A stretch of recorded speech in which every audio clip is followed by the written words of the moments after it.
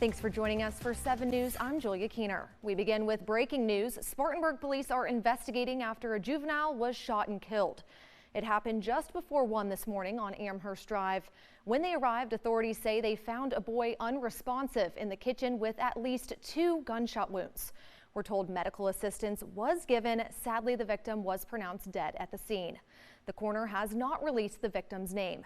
Investigators believe the victim was sitting in the living room when multiple gunshots were fired from the front yard, shattering a window and striking him.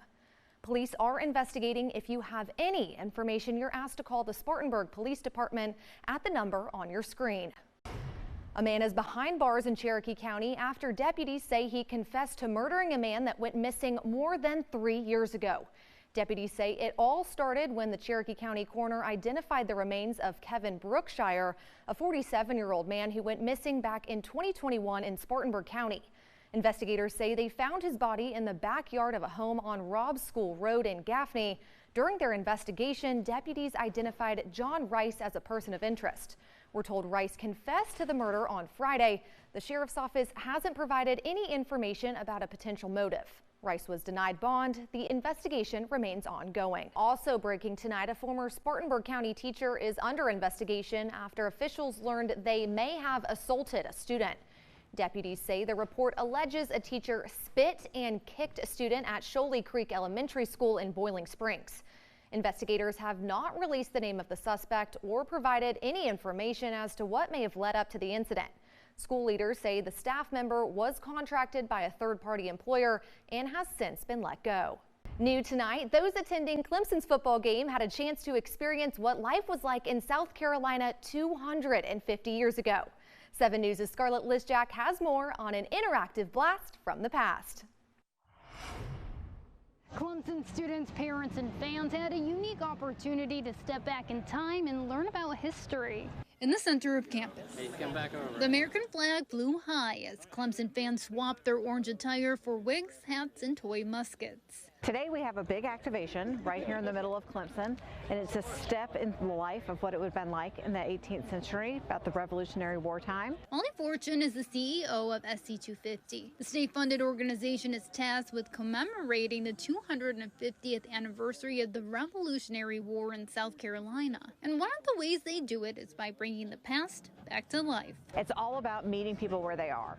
You trip over history in South Carolina all the time, and here's a chance to just walk through Clemson on Parents Weekend, a great weekend where people are out, and just trip over history. As fans descended Death Valley for Saturday's Tigers game, they have the opportunity to wander into an 18th century encampment. We're giving people an opportunity to wear a little bit of colonial garb that the backcountry woodsman who's in the militia or something like that, that he might have a chance to, he or she actually might have a chance to experience. So we've got the tricorn hats, hunting frocks and hunting shirts, and some muskets and pistols and powder horns. Relics from the past, costume interpreters, and even an appearance by General George Washington himself all tell the story of how resilience and self-determination can change the course of history. They came down here through the Great Wagon Road with wagons. They carved an existence out of the wilderness, and they were self-sufficient.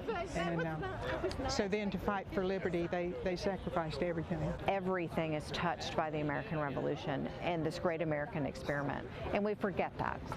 And it's important to go back and say, wow, what was done with this greatest breakup letter ever in the history of the world, and that formed a government such as ours that is still a great experiment. In Clemson, Scarlett Lizjak, 7 News.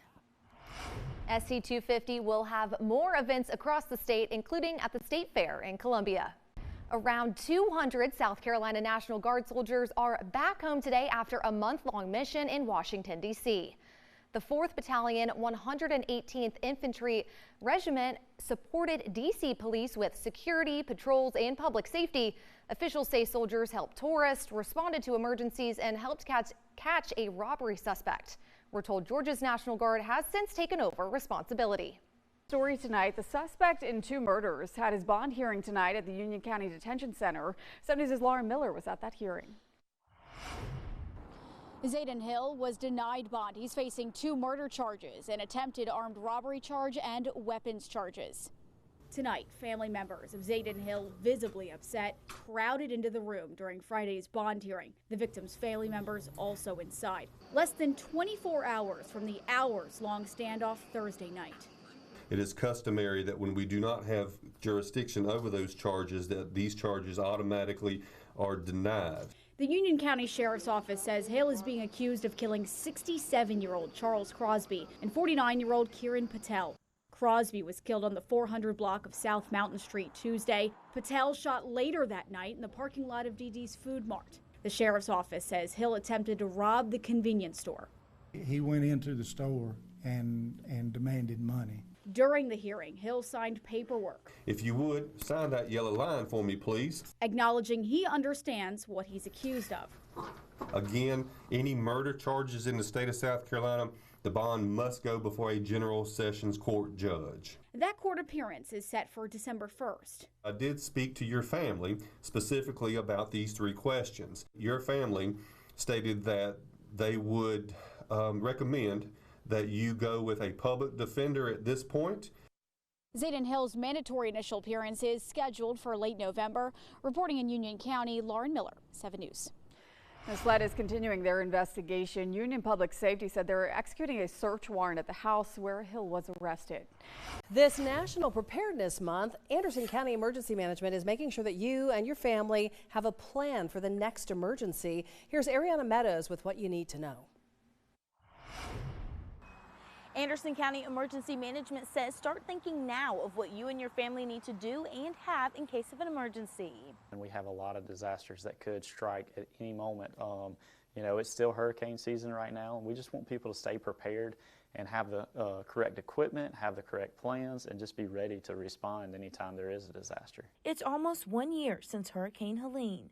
And Josh Hawkins, the director of Anderson County Emergency Management, says the biggest takeaway is staying ready for the unknown, starting with what families need to have. So make sure they have plenty of water, make sure they have foods that are non-perishable, make sure that they have any type of medications, have that readily available, ready to move quickly with you. Regular documentations, cash is key when you're talking about a disaster, especially when fiber, internet, that kind of stuff may go down. You may not be able to use your card where you normally could. Hawkins says too many times people forget to pack other key items like phone chargers and weather radios. He says generators are helpful, but warns against running them inside. It's great to have a backup generator on your house, but be mindful. You need to be very careful that those generators are properly wired into your house. Make sure you have a certified electrician doing that. We've seen a lot of issues where people will wire the generator into their house themselves and not set it up to where the main breaker cuts off. If that main breaker isn't off and your generator's back feeding through the main power line, it could cause fires. Hawkins also recommends having items on hand and having a plan for your family. Officials say to know multiple ways of getting out of the house and where your family should meet up outside. And lastly, always aim for 2 weeks worth of food. Anderson County Emergency Management says to download Smart 911 on your phone. It's an app used for alerts, and it provides additional information to 911 so they can help you faster in an emergency. In Anderson County, Ariana Meadows, 7 News. Greenville County uses Code Red mobile alert app, and Spartanburg uses Everbridge.